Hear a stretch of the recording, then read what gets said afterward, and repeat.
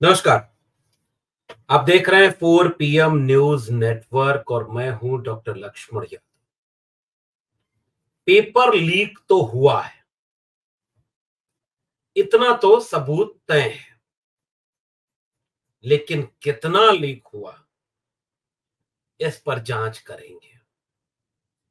ये बात कही है सुप्रीम कोर्ट के चीफ जस्टिस DY चंद्रचूड़ ने कि इसका पेपर लीक तो हुआ है, लेकिन इसका दायरा क्या है, इस पर भी विचार करने की जरूरत है। और इस मामले को लेकर सरकार सुप्रीम कोर्ट में जब गई, 38 याचिकाएं दायर हुई हैं और 38 याचिकाओं में इस पेपर के लीक होने के बाद इसे रद्द किए जाने की मांग की गई है। सरकार क्या कह रही है सुप्रीम कोर्ट में? सरकार कह रही है नहीं नहीं, व्यक्तिगत कहीं कहीं कुछ हुआ है, मामले आए हैं, पूरा पेपर नहीं रद्द होना चाहिए। पेपर रद्द होने के खिलाफ सरकार गई है, अपना पक्ष रखी है। तो चीफ जस्टिस ने कहा मामला गंभीर और जल्द से जल्द आपको इस पर अपनी पूरी राय देनी होगी। तो क्या घिर गई है सरकार सुप्रीम कोर्ट में? क्या सुप्रीम कोर्ट के हाथ एक और चीज ऐसी लगी है जिस पर अगर फैसला स्पष्ट और तरीके से आ जाए तो सरकार की किरकिरी हो जाएगी? सरकार क्यों कह रही है कि पेपर लीक हुआ भले है, लेकिन पेपर रद्द नहीं होना चाहिए? क्यों 38 लोग 38 प्रकार की याचिकाएं दायर करके कह रहे हैं कि नहीं नहीं, पेपर लीक हुआ है, पेपर रद्द होना चाहिए? इस पूरे मामले की पड़ताल करनी बहुत जरूरी है। तो मेडिकल प्रवेश परीक्षा नीट 2024 की जो परीक्षा हुई थी, इसमें 5 मई को 571 शहरों में 4750 परीक्षा केंद्रों पर लगभग 24 लाख विद्यार्थी नीट की परीक्षा में शामिल हुए। नीट एंट्रेंस एग्जाम है एक किस्म का। जो लोग डॉक्टर बनना चाहते हैं, मेडिकल में जाना चाहते हैं, अंडर ग्रेजुएट के लिए नीट एक परीक्षा कराता है, राष्ट्रीय परीक्षा कराता है। और यह परीक्षा केंद्र सरकार कराती रही है, पहले किसी और रूप में अलग अलग संस्थान भी कराते रहे, अलग अलग तरीके से होती रही। 2017 के आसपास केंद्र सरकार नीट लेकर आई, एक कॉमन परीक्षा होगी और पूरे देश में इसी से मेडिकल की सीटों पर आवंटित होंगे जितने विद्यार्थी सफल होंगे। और उसके लिए उन्होंने ट्रस्ट, एक तरह से प्राइवेट बॉडी है, उसको रजिस्टर्ड करा लिया यूजीसी के अंडर में। उसका नाम है NTA, नेशनल टेस्टिंग एजेंसी। और इसको जिम्मेदारी दे दी गई कि आप पेपर कराएंगे। और उसके बाद पता ये चल रहा है, छोटे से बड़े, इंडिया टुडे की एक रिपोर्ट बताती है कि 7 साल में 70 पेपर लीक हो गए। 70 लाख लोगों का भविष्य से जुड़ा हुआ होगा, लाखों लोगों का भविष्य जुड़ा। और एनटीए की नॉन परफॉर्मिंग पूरा का पूरा मामला सामने आ गया। एनटीए का जो सर्वे सर्वा है, उसके ऊपर कई तरह के गहरे सवाल खड़े हुए। तो बहरहाल 24 लाख विद्यार्थी नीट की परीक्षा में शामिल हुए और इसमें अनियमितता पकड़ में आई। और इस पूरे मामले में फिर जांच पकड़ में आई। 720 नंबर के परीक्षा में 720 नंबर पाने वाले कई लोग आ गए। इतनी तरह की बातें आई। 720 में 720 कैसे हो गए? एक ही एग्जाम सेंटर से एक साथ कई लोग कैसे हो गए? पड़ताल शुरू हुई, पता चला, तर्क ये दिया गया कि कहीं जो है परीक्षा में पर्याप्त समय नहीं मिला, तो नॉर्मलाइजेशन के तहत उनको नंबर दे दिया गया और नंबर दे करके उनको पास कर दिया गया। कई तरह की चीजें सामने आने लगी इस परीक्षा के मामले में। जिनका कॉलेज है उनका टीचर का रिश्ता बीजेपी के नेताओं से कहीं कहीं जुड़ने लगा। मामला तूल पकड़ते गया। 38 याचिकाएं सुप्रीम कोर्ट में दायर कर दी गई। कोर्ट खुलते ही पहली बार नीट के परीक्षा का जांच शुरू किया। कोर्ट ने जानना चाहा इस पूरे मामले की सुनवाई में कि दो सेट ए और सेट बी शहरों में भेजे जाते हैं। सरकार ने कहा कि अलग अलग सेट बने होते हैं, अलग अलग क्वेश्चन पेपर होते हैं। तो कोर्ट ने कहा कि जरा हमको बताइए कि वो कोर्ट के वो पेपर जो होते हैं वो अलग अलग शहरों में कैसे भेजे जाते हैं, कब भेजे जाते हैं। सभी शहरों में एसबीआई और कैनरा बैंक में ही जमा किए गए थे वो क्वेश्चन पेपर। कोर्ट ने पूछा कि विशेषज्ञों ने प्रश्न पत्र तैयार करके एनटीए को कब दिया और उनके देने के बाद वो कहां रखे गए, फिर कब लॉकर में भेजा गया, प्रिंटिंग प्रेस कौन सी है, उसको भेजने का ट्रांसपोर्ट का जरिया क्या है, छपाई के समय, छपाई के बाद, किसकी रक्षा में, किसकी देखरेख में, कैसे ये पेपर भेजे गए। पता है इस देश में ईवीएम को लेकर के भी इस तरह की चिंता पूरे देश में खुलेआम चलती है, लेकिन फिर भी कुछ निर्लज्ज तर्कहीन लोग ईवीएम का बचाव करते हैं, कुछ ईवीएम का फेवर करते हैं, थोड़े से लोग, बिखरे हुए लोग उसके ऊपर सवाल उठाते हैं। उसके कब छेड़खानी हो जाएगी पता नहीं। यहां से ईवीएम वहां जा रही है, वहां से ईवीएम यहां आ रही है, कौन चार्ज कर रहा है, बैटरी खत्म हुई, बैटरी फुल चार्ज हो गई, नंबर बढ़ गया, नंबर घट गया, बिजली चली गई, रिजल्ट जारी हो गया, विजयी घोषित हो गए। राजनीति में ये सब होता है। परीक्षा में, विद्यार्थियों की परीक्षा में अब ये होने वाला है। कोर्ट ने पूछा कि भाई इसकी पूरी जांच जरा बताओ। फिर कोर्ट ने आगे कहा कि इस बात को माना जा रहा है कि पेपर लीक हुआ है, लेकिन कितना लीक हुआ है, इसका दायरा क्या है। अगर हम गलत काम के दोषी उम्मीदवारों की पहचान नहीं कर पाए और ये तय नहीं कर पाए कि जहां पेपर लीक हुआ है उनके ऊपर ही एक्शन हो, और अगर हम उन्हें पहचान नहीं पाए तो पूरी परीक्षा रद्द करनी पड़ेगी। कौन दागी है और कौन बेदाग है, अगर इनमें फर्क नहीं हो पाया तो परीक्षा रद्द करनी पड़ेगी। और सरकार से एक सवाल आपको भी पूछना चाहिए, सरकार कौन से टूल से पहचान रही है और सरकार कोर्ट को कह रही है कि नहीं साहब परीक्षा रद्द मत करिए, बड़ी परीक्षा है, बड़ा तामझाम हुआ था। तो सरकार जांच करके, अब तक सीबीआई जांच करके बता देती कोर्ट के सामने कि देखिए ये हुआ था, इतने लोग, हाँ गिरफ्तार हो रहे हैं, सरकार भी कह रही गिरफ्तार हो रहे हैं, तो कोर्ट के सामने ये बात पेश कर देती। इसीलिए कोर्ट ने उनको मौका दिया।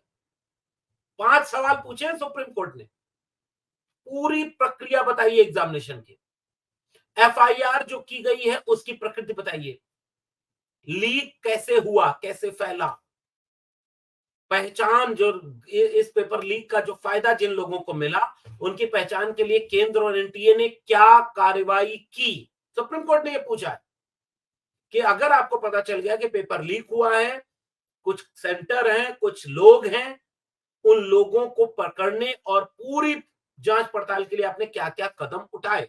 नेशनल टेस्टिंग एजेंसी से मैं पूछ रहा, एनटीए से भी और केंद्र सरकार से भी। और आखिरी सवाल, जिस किसी ने भी परीक्षा का उल्लंघन किया है उसे वहां रहने का कोई अधिकार नहीं, सरकार ने क्या कार्रवाई की।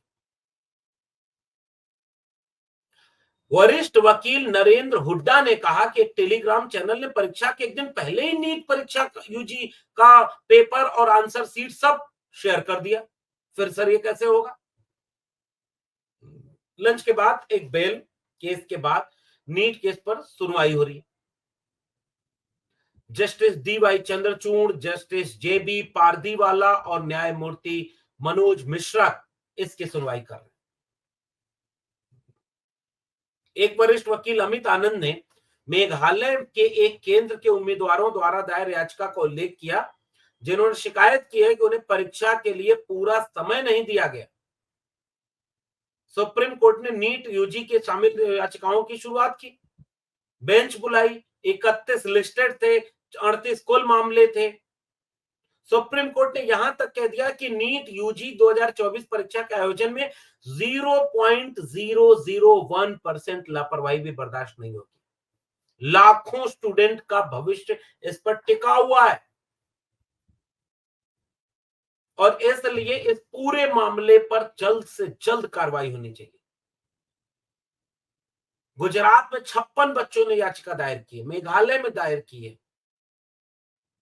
एनटीए ने ग्रेस मार्क को रद्द किया। 23 जून को नीट 2024 की रीटेस्ट परीक्षा आयोजित हुई। इसके नतीजे आए तो टॉपरों की संख्या घट गई। जब ये सब आंकड़े कोर्ट के सामने आए तो कोर्ट एकदम भौचक्का। आप ग्रेस मार्क दे रहे हैं, फिर उसके बाद री एग्जाम करा रहे हैं, टॉपरों की संख्या घट गई। 720 में 720 लोग आ गए। 813 उम्मीदवारों में से 720 अंक प्राप्त करने में कोई सफल नहीं हुआ। टॉपरों की संख्या 67 से घट के 61 हो गई।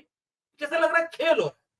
तो याचिकाकर्ताओं ने कहा कि हमें पता कैसे चलेगा कि किसको आपने ग्रेस मार्क दिया, किसको नहीं दिया, कि कौन री एग्जाम में शामिल हुआ, कौन शामिल ही नहीं हुआ, रिजल्ट कैसे। ये कोई साइंटिफिक डेटा कलेक्शन हुआ ही नहीं।